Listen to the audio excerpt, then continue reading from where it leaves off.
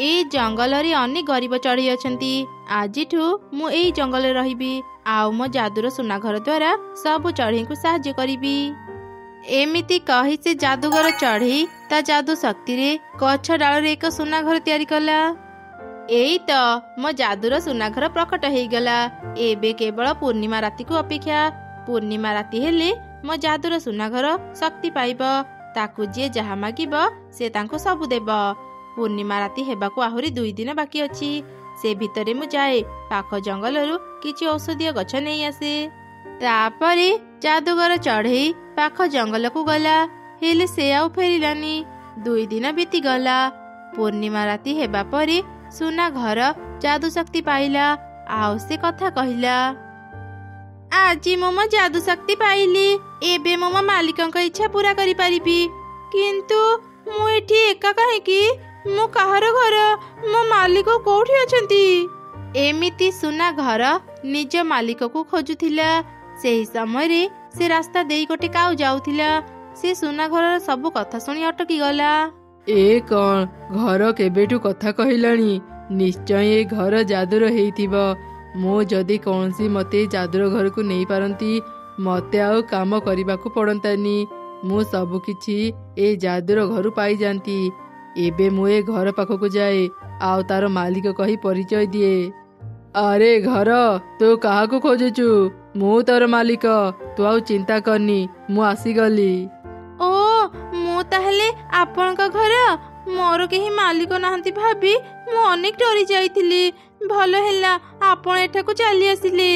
आउ डरिबार किछि नाही, मु आसी जाइछि। मते भारी भोक लागिलानी। जा मो पई भलो भलो खाइबा आणे। मते बहुत भोक लागुची। ठीक अछि आपण घर भितरे बसंतु, मु एबे ही खाइबा आनुची। तापरे काउ सुना घर भीतर को गला।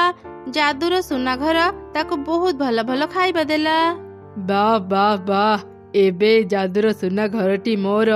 आउ मते काम करिबाकू पड़िबनी। एबे सारा जीवन मु बसी बसी खाइबी। एमिति काउ से खाइबा खाई सारी सोई पड़िला। परदिन सकाळे से दुष्ट उपाय चिंता कला। मो पाखरे जादूर सुना घर अछि माने एबे मु समस्तंकठू शक्तिशाली। अन्य चढ़े मानकू मु एबे गोलाम करी रखिबी। जादूर सुना घर मते अनेक सुना टंका दे। ठीक अछि ए नियंतु। ए कौन जादूर सुना घर? तू मते एते अल्प सुना टंका देलु? मते आहुरी सुना टंका दे, नहले मु तते एबे ही भांगी देबी।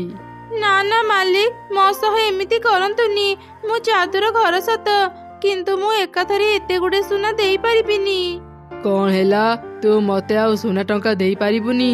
सुना टंका न पाइले मु सबु चढ़ईक जमी किनिबी केमिति? चढ़ई मानकर सबु जमी मु किनिले सिना सेमाने मोर गोलाम ही रहिबे आउ मोर सब कथा मानिबे। अरे हाँ, मो पाखरे आउ गोटे उपाय अछि। सुना घर तू मते गोटे जादूर लाठी दे। मु से लाठी को जहा भी कहबी से मोर सब कथा मानिब। एबे मु देखिबी से चढ़े माने केमिति मो कथा न मानिबे। काउर कथा सुनी सुना घर ताको जादूर लाठी देला। से जादूर लाठी धरी काउ जंगल भितर को गला। आउ चढ़े मानकू कहिला,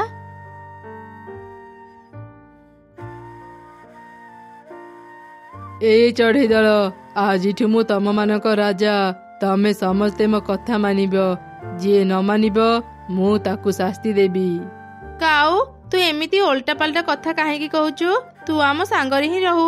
आमे तते राजा काहेकि कहबू? काहेकि ना मु एबे तम समस्तंकरु धनी। तमे समस्ते निज निज जमी मते देई दियो आउ मोर गोलाम हेई मो कथा मान। तू जेते धनी हेई था काउ, आमे तते आम जमी देबुनी। तू एठो चली जा, नहले आमे समस्ते पिटी पिटी तते एठो बाहर कर देबू। हा हा हा, मु एका सिना तम मानक सह लड़े करी पारिबिनी। हेली मो जादूर लाठी पारिब। जा जादूर लाठी एमानकू उचित शिक्षा देई क्या। जादूर लाठी समस्तंकु अनेक पिटिला। भयरे समस्ते निज निज जमी काउकू देई देले। एमिति प्रतिदिन समस्ते काउर खूब सेवा करुथिले। एसबु पाई त काउ अनेक खुशी थिला। दिने से सुना घर सह कथा हेउथिला। ठीक से ही समय जादूगर चढ़ी सेठाकू चली आसिला। ଏଇ କିଏ ତୁ? ମୁଁ ବନେଇଥିବା ସୁନା ଘର ସହ ତୁ କଣ କଥା ହେଉଛୁ? କିଏ ତୁମେ? ଏମିତି କଣ କହୁଛ? ଏଇ କାଉ ହଉଛନ୍ତି ମୋ ମାଲିକ। ମୁଁ ଯେତେବେଳେ ଶକ୍ତି ପାଇ ଆଖି ଖୋଲିଲି ମୁଁ ତାଙ୍କୁ ହିଁ ପ୍ରଥମ ଦେଖିଲି। ସେ ମୋର ପ୍ରକୃତ ମାଲିକ। ତୁମେ ଏଠାକୁ ଆସି ମିଛ କାହିଁକି କହୁଛ? ମୁଁ ତତେ ମୋ ଯାଦୁ ଶକ୍ତିରେ ବନେଇଛି। ଔଷଧୀୟ ଗଛ ଆଣିବା ପାଇଁ ମୁଁ ପାଖ ଜଙ୍ଗଲକୁ ଯାଇଥିଲି। ଫେରୁ ଫେରୁ ମୋର ଡେରି ହେଇଗଲା ବୋଲି ତୁ ନିଜ ପାଇଁ ନୂଆ ମାଲିକ ବନେଇ ସାରିଲୁଣି। ଏଇ କିଏ ତୁ? ତୁ କଣ ଏ ସୁନା ଘରର କଥା ଶୁଣି ପାରିଲୁନି? ଏ ଘର କହିଲା ନା ମୁଁ ତାର ମାଲିକ।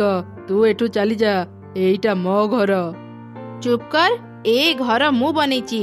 ତୁ ଲୋଭରେ ପଡି ଘରକୁ ଓଲଟା ପାଲଟା କଥା କହି ତାର ମାଲିକ ପାଲଟି ଯାଇଛୁ। ମୁଁ ମୋ ଯାଦୁ ପକ୍ଷୀମାନଙ୍କ ଉପରେ ପ୍ରୟୋଗ କରିପାରିବିନି, ସେଥିପାଇଁ ତୁ ଏମିତି ମିଛ କଥା କହିପାରୁଛୁ। ନହେଲେ ଏଯାଏଁ ତୁ ମୋ ସାମ୍ନାରେ ଛିଡା ହେଇପାରିନଥାନ୍ତୁ। ମୁଁ ମିଛ କହୁଛି ନା ତୁ ମିଛ କହୁଛୁ? ତୁ ଯେତେବେଳେ ଜାଣିଲୁ ଏ ଘର ମତେ ଏତେ କିଛି ଦଉଛି, ତୁ ଏ ଘରକୁ କବ୍ଜା କରିବା ପାଇଁ ଚାଲି ଆସିଲୁ। ଚୁପ୍ କର। ତମେ ମାନେ ଚୁପ୍ କର। ଏମିତି ଆଉ ଝଗଡା କରନି। ତମେ ଦୁଇ ଜଣ ଯେତେବେଳେ ମୋ ମାଲିକ ବୋଲି ଦାବି କରୁଛ, ମୋ ପ୍ରକୃତ ମାଲିକକୁ ଜାଣିବା ପାଇଁ ମୋ ପାଖରେ ଏକ ଉପାୟ ଅଛି। କଣ ଉପାୟ ଅଛି ତୋ ପାଖରେ? ମତେ ଯିଏ ବି ବନେଇଛନ୍ତି ତାଙ୍କ ପାଖରେ ଯାଦୁ ଶକ୍ତି ଥିବ। ଯିଏ ବି ଯାଦୁ ଶକ୍ତିରେ ମୋ ଘରର ରଙ୍ଗ ପରିବର୍ତ୍ତନ କରିପାରିବ, ସେ ହିଁ ମୋର ପ୍ରକୃତ ମାଲିକ। କାଉ ଆଜ୍ଞା, ଆପଣ ମୋ ମାଲିକ କହି ଅନେକ ଦିନରୁ ଦାବି କରୁଛନ୍ତି। ଏବେ ମୋ ଘରର ରଙ୍ଗ ପରିବର୍ତ୍ତନ କରି ଏ ଚଢ଼େଇକୁ ଦେଖେଇ ଦିଅନ୍ତୁ ଆପଣ ମୋର ପ୍ରକୃତ ମାଲିକ। ସୁନା ଘରର ଏମିତି ପରୀକ୍ଷା କଥା ଶୁଣି କାଉ କଣ କରିବ କିଛି ବୁଝିପାରିଲାନି। ଇଏ ମାନେ ମୁଁ ପ୍ରତ୍ୟେକ ଦିନ ଅନେକ ଯାଦୁ ବିଦ୍ୟା ଶିଖେ ତ, ସେଥିପାଇଁ ଘରକୁ ରଙ୍ଗ କରିବା କଥା ମୁଁ ଭୁଲି ଯାଇଛି। ମୋ କହିବାର ମାନେ ହେଲା। କଣ ମାନେ ହଉଛୁ? ଯିଏ ଯାଦୁ ଶିଖେ ସେ କେବେ ବି ତା ଯାଦୁ ବିଦ୍ୟା ଭୁଲି ଯାଏନି। ଦେଖେ ଏବେ ମୁଁ କେମିତି ଏ ଘର ରଙ୍ଗ ବଦଳଉଛି। ଏମିତି ସେ ଚଢ଼େଇ ମନ୍ତ୍ର କହି ସୁନା ଘରର ରଙ୍ଗ ପରିବର୍ତ୍ତନ କରିଦେଲା। ଘର ତାର ପ୍ରକୃତ ମାଲିକକୁ ପାଇଗଲା। ଦୁଷ୍ଟ କାଉ, ତୋର ଏତେ ସାହସ! ଏତେ ଦିନ ମିଛ କଥା କହି ମୋ ଘରେ ରହୁଛୁ, ଆଉ ମୋ ପାଖରୁ ସବୁ ଜିନିଷ ବି ନେଉଛୁ। ମତେ କ୍ଷମା କରିଦେ ଯାଦୁର ଘର, ମୋର ଭୁଲ ହେଇଗଲା। ମୁଁ ଲୋଭରେ ପଡି ମିଛ କହି ଦେଇଥିଲି। ନା, ତୋର କ୍ଷମା ନାହିଁ। ତୁ କେବଳ ମତେ କଷ୍ଟ ଦେଇନୁ, ତୁ ଜଙ୍ଗଲର ସବୁ ଚଢ଼େଇଙ୍କୁ ଅନେକ କଷ୍ଟ ଦେଇଛୁ। ଏବେ ତୁ ଶାସ୍ତି ପାଇବୁ। ମୋ ମାଲିକ ସିନା ତୋ ଉପରେ ଯାଦୁ କରିପାରିବେନି, ହେଲେ ମୁଁ ପାରିବି। ମୁଁ ତତେ ଅଭିଶାପ ଦଉଛି, ତୁ ଗୋଟେ ଛେଳି ପାଲଟି ଯିବୁ, ଆଉ ସାରା ଜୀବନ ସେ ଛେଳି ହିଁ ବିତେଇବୁ। ସୁନା ଘରର କଥା ସରୁ ସରୁ କାଉ ଛେଳି ପାଲଟି ଗଲା। ମେ ମେ କାନ୍ଦି ସେ ଦୌଡ଼ିକି ପଳେଇଲା। ମୁଁ ମୋ ମାଲିକାଣୀକୁ ପାଇ ଆଜି ଅନେକ ଖୁସି। ଆପଣଙ୍କୁ ଚିହ୍ନିବାରେ ମୋର ଟିକେ ଡେରି ହେଇଗଲା। ଆସନ୍ତୁ ମାଲିକାଣୀ, ମୋ ଘର ଭିତରକୁ ଆସନ୍ତୁ। ସୁନା ଘର, ତୋ ବୁଦ୍ଧି ଦେଖି ମୁଁ ଆଜି ଅନେକ ଖୁସି ହେଇଗଲି। ମୁଁ ମୋ ଯାଦୁ ଦେଇ ଗୋଟେ ଭଲ ଘର ତିଆରି କରିଛି। ଏମିତି ସେ ଯାଦୁଘର ଚଢ଼େଇ ସୁନା ଘରର ପ୍ରଶଂସା କରି ଘର ଭିତରକୁ ଗଲା। ସେ ସବୁ ଚଢ଼େଇ ମାନଙ୍କୁ ତାଙ୍କ ଜମି ଫେରେଇ ଦେଲା, ଆଉ ସୁନା ଘର ସାହାଯ୍ୟରେ ସମସ୍ତଙ୍କୁ ସାହାଯ୍ୟ ବି କରୁଥିଲା।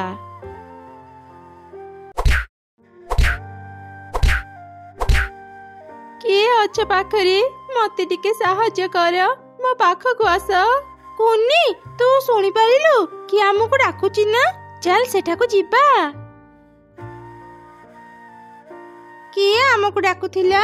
ଏଠି ତ କେହି ବି ଦେଖା ଯାଉନାହାନ୍ତି। ଏପଟେ ଦେଖ, ମୁଁ କଦଳୀ ଗଛ ଏଠି ତଳେ ପଡିଛି। ଏ କଣ? ତୁମେ କଦଳୀ ଗଛ ଏଇ କଥା କହୁଛ କେମିତି? ଆଉ ତୁମର ଏମିତି ଅବସ୍ଥା କେମିତି ହେଲା? ଗତ ରାତି ଅନେକ ଜୋରେ ପବନ ବହୁଥିଲା। ସେଇ ପବନ ବେଗରେ ମୁଁ ଢଳି ଗଲି। ମୋ ଉପରେ ଟିକେ ଦୟା କର, ମତେ ନେଇ ଏକ ଭଲ ଜାଗାରେ ଲଗେଇ ଦିଅ। କୁନି, ମୁଁ ଏ ଗଛକୁ ଲଗେଇ ତାର ଯତ୍ନ ନେଇ ପାରିବିନି। ତୁ ଏ ଗଛକୁ ନେଇଯା, ଆଉ ନିଜ ବଗିଚାରେ ଲଗେଇ ତାର ଯତ୍ନ ନେବୁ। ମୁଁ ଜାଣେ ତୁ କେତେ ଅଳସୁଆ। ତୁ ଚିନ୍ତା କରନି, ମୁଁ ଏ କଦଳୀ ଗଛକୁ ମୋ ସାଙ୍ଗରେ ନେଇଯିବି, ଆଉ ଆମ ବଗିଚାରେ ଲଗେଇଦେବି।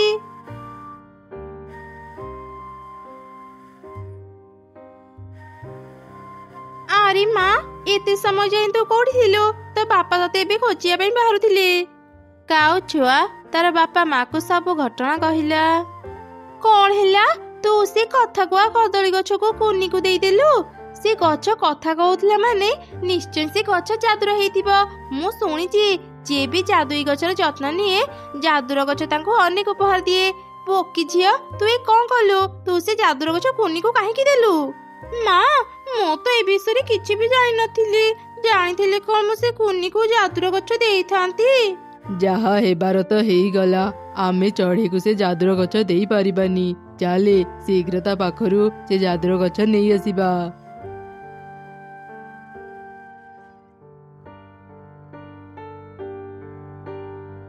ଏଇ ଚଢ଼ି ରହିଯା, ତୋ ଝିଅ ଚୋରି କରି କଦଳୀ ଗଛ ଆଣିଛି।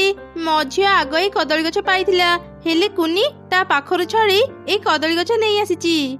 ନା ନା ଆଣ୍ଟି, ମୁଁ ଏ କଦଳୀ ଗଛ ଚୋରି କରିନି। ଚିକି କହିଲା ସେ କଦଳୀ ଗଛ ଲଗେଇ ତାର ଯତ୍ନ ନେଇ ପାରିବନି, ସେଥିପାଇଁ ମୁଁ ଏ କଦଳୀ ଗଛ ମୋ ସାଙ୍ଗରେ ନେଇ ଆସିଥିଲି। ଚୁପ୍ କର, ତୁ ମିଛ କହନି। ମୋ ଝିଅ ନିଜେ ଏ କଥା କହିଛି। ସେ ଆଗ ଏଇ କଦଳୀ ଗଛର କାନ୍ଦ ଶୁଣିଥିଲା, ଆଉ ତା ପାଖକୁ ଯାଉଥିଲା। ମୋ ଝିଅ ସେ କଦଳୀ ଗଛ ଆଣିବା ପୂର୍ବରୁ ହିଁ ଏ କୁନି ତାକୁ ଧରି ନିଜ ଘରକୁ ଚାଲିଗଲା। ଆଚ୍ଛା ଆଚ୍ଛା କାଉ ଭଉଣୀ, ଆଉ ରାଗନି, ନିଅ ଏ କଦଳୀ ଗଛକୁ ନେଇଯାଅ। ହେଲେ ଶୁଣ, ଏ କଦଳୀ ଗଛର ଯତ୍ନ ନେବ, ତାର ଅବହେଳା କରିବନି। ସେ କଥା ତତେ ଆଉ କହିବାକୁ ପଡିବନି, ଆମେ ଏ କଦଳୀ ଗଛର ଖୁବ୍ ଯତ୍ନ ନେବୁ। ଏମିତି କହି କାଉମାନେ ସେ ଗଛକୁ ନେଇ ନିଜ ଘର ଅଗଣାରେ ଲଗେଇଦେଲେ। ଏହିପରି କିଛି ଦିନ ବିତିଗଲା। ଗୋଟେ ଦିନ, ଆରେ କଦଳୀ ଗଛ, ଆମେ ତୋର ଅନେକ ଯତ୍ନ କଲୁଣି, ଏବେ ତୁ ସେ ବଦଳରେ ଆମକୁ କିଛି ଉପହାର ଦେ। ଆମେ ବହୁତ ଗରିବ, ତୁ ଆମକୁ ଉପହାର ଦେଲେ ଆମେ ବହୁତ ଖୁସି ହେବୁ। ତା ମାନେ ତମେ ମାନେ ନିଜ ସ୍ୱାର୍ଥ ପାଇଁ ମୋର ଯତ୍ନ ନେଇଛ, କିନ୍ତୁ ମୋ ପାଖରେ ତ ଯାଦୁ ଶକ୍ତି ନାହିଁ। ମୁଁ ତମମାନଙ୍କୁ କୌଣସି ଉପହାର ଦେଇପାରିବିନି। ତମମାନଙ୍କର ଏମିତି ସ୍ୱାର୍ଥ ପାଇଁ ମୋ ଗଛରେ କଦଳୀ ବି ଫଳିବନି।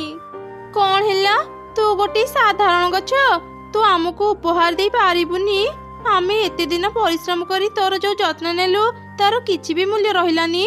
ହରେ ଶୁଣ, ଏ ଗଛକୁ ଆମ ଘରେ ରଖିବା କଣ ଲାଭ, ଯେତେବେଳେ ଇଏ ଆମକୁ କିଛି ବି ଦେବନି? ଏତେ ପରିଶ୍ରମ କରି ତାର ଯତ୍ନ ନେବା କଣ ଦରକାର? ଚାଲ ଗୋଟେ କାମ କରିବା, ଆମେ ଏଇ ଗଛ ଚଢ଼େଇକୁ ଦେଇଦେବା। ହଁ, ତୁ ଠିକ କହିଲୁ। ଚାଲେ ଆମେ ଗଛ ଚଢ଼େଇକୁ ଦେଇଦେବା। ସିଏ ବି ଆମ ପରି ଏ ଗଛର ଯତ୍ନ ନେବ, ଆଉ ଯେତେବେଳେ ଗଛର କିଛି ଲାଭ ପାଇବନି ମନ ଦୁଃଖରେ କାନ୍ଦିବ।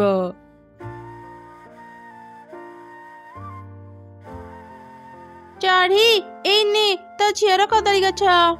ଏଇ କଣ, ତୁମେ ମତେ ଏ ଗଛ ଫେରେଇ ଦଉଛ କାହିଁକି? କଥା କଣ କି ଚଢ଼ି, ଆମେ କିଛି ଦିନ ପାଇଁ ମୋ ଭଉଣୀ ଘରକୁ ଯିବୁ। କେବେ ଆସିବୁ ତାର କିଛି ଠିକ ନାହିଁ। ସେତେ ଦିନ ଯାଇ କଦଳୀ ଗଛ ଆମ ଘରେ ରହିଲେ ତାର ଯତ୍ନ କିଏ ନେବ? ସେଥିପାଇଁ ତତେ ଏଇ କଦଳୀ ଗଛ ଦେବାକୁ ଆସିଥିଲି। ତୁ ଏଇ କଦଳୀ ଗଛକୁ ଲଗେଇ ତାର ଭଲ ଯତ୍ନ ନେ, ଠିକ ଅଛି? ଓ ଆଚ୍ଛା, ହଉ ଠିକ ଅଛି କାଉ ଭଉଣୀ। ତାପରେ ଚଢ଼େଇ ସେ କଦଳୀ ଗଛକୁ ଲଗେଇ ତାର ଯତ୍ନ ନେଲା। କିଛି ଦିନ ପରେ,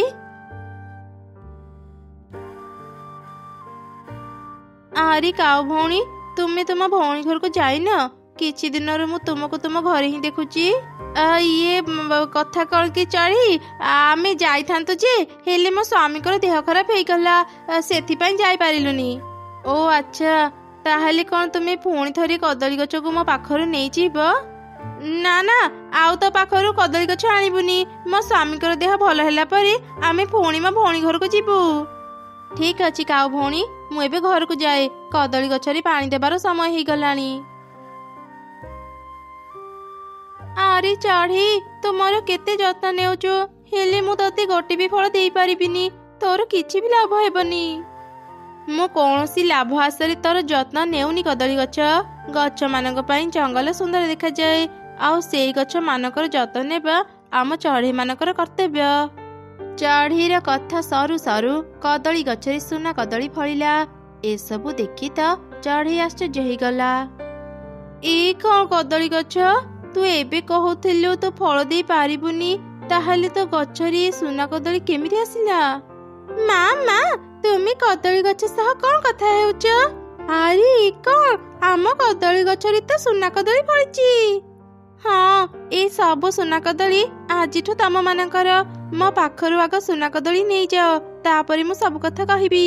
ଚଢ଼େଇ ଯେମିତି କଦଳୀ ଗଛରୁ ସୁନା କଦଳୀ ଆଣିଲା, କଦଳୀ ଗଛ ସଙ୍ଗେ ସଙ୍ଗେ ଏକ ପରି ପାଲଟିଗଲା। ମତେ ଦେଖି ତମେ ମାନେ ଆଶ୍ଚର୍ଯ୍ୟ ହେଉଥିବ ନା? ହେବନି ବି କଣ ପାଇଁ, ମୁଁ ଜଣେ ପରୀ। କିଛି ଦିନ ତଳେ ମୁଁ ଏ ଜଙ୍ଗଲକୁ ବୁଲିବା ପାଇଁ ଆସିଥିଲି। ସେତେବେଳେ ମତେ ଭାରି ଜୋରେ ଶୋଷ ଲାଗିଲା। ପାଖରେ ନଦୀ କି ପୋଖରୀ ବି ନଥିଲା। ସାମ୍ନାରେ ଗୋଟେ କଳସୀ ପାଣି ଦେଖି ମୁଁ ସେ ପାଣି ପିଇଦେଲି। ସେ ପାଣି ଥିଲା ଜଣେ ସାଧୁ ବାବାଙ୍କର। ସେ ମୋ ଉପରେ ରାଗି ମତେ କଦଳୀ ଗଛ କରିଦେଲେ। ମୁଁ ତାଙ୍କୁ କ୍ଷମା ମାଗିବାରୁ ସେ କହିଥିଲେ ଜଣେ ଭଲ ଚଢ଼େଇ ବିନା ସ୍ୱାର୍ଥରେ ମୋର ଯତ୍ନ ନେଲେ ମୋ ଗଛରେ ସୁନା କଦଳୀ ଫଳିବ, ଆଉ ସେ ସୁନା କଦଳୀ ଛିଡ଼େଇଲେ ମୁଁ ମୋ ପୂର୍ବ ରୂପ ଫେରି ପାଇବି। ପରି ଚଢ଼େଇ ସହ ଏପରି କଥା ହେଉଥିଲା। ସେତେବେଳେ କାଉ ଆଉ ତାର ସ୍ତ୍ରୀ ତା ଘରକୁ ଆସୁଥିଲେ। ସେମାନେ ବି ପରୀର ସବୁ କଥା ଶୁଣି ତା ପାଖକୁ ଗଲେ। ପରୀ, କିଛି ଦିନ ହେଲେ ବି ତ ଆମେ ତୁମର ଯତ୍ନ ନେଇଛୁ, ଦୟାକରି ଆମକୁ ବି କିଛି ସୁନା କଦଳୀ ଦିଅ ନା। ଚୁପ୍ କର ଲୋଭୀ ପକ୍ଷୀ, ତମେ ମାନେ ନିଜ ସ୍ୱାର୍ଥ ପାଇଁ ହିଁ ମୋର ଯତ୍ନ ନେଇଥିଲ। ଯେତେବେଳେ ଜାଣିଲ ମୁଁ ତମ ମାନଙ୍କୁ ଫଳ ଦେଇ ପାରିବିନି, ତମେ ମାନେ ମତେ ଚଢ଼େଇକୁ ଦେଇଦେଲ। ଏବେ କୋଉ ମୋହ ନେଇ ସୁନା କଦଳୀ ମାଗିବାକୁ ଆସିଛ? ତମ ମାନଙ୍କୁ ମୁଁ ଗୋଟେ ବି ସୁନା କଦଳୀ ଦେବିନି।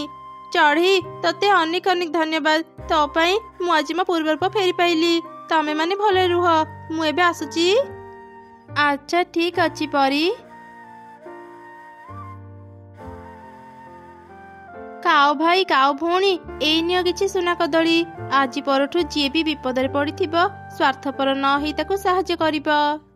ହଁ ଚଢ଼େଇ, ଆଜିଠୁ ଆମେ ମାନେ ବି ବଦଳି ଯିବୁ। କଦଳୀ ଗଛ ପାଇଁ ଆମେ ତୋ ସହ କେତେ ଖରାପ ବ୍ୟବହାର କରିଥିଲୁ, ତଥାପି ତୁ ଆମକୁ ସୁନା କଦଳୀ ଦେଲୁ। ସତରେ ଚଢ଼େଇ, ତୁ ବହୁତ ଭଲ। ଆଜିଠୁ ଆମେ ତୋ ପରି ହେବାକୁ ଚେଷ୍ଟା କରିବୁ।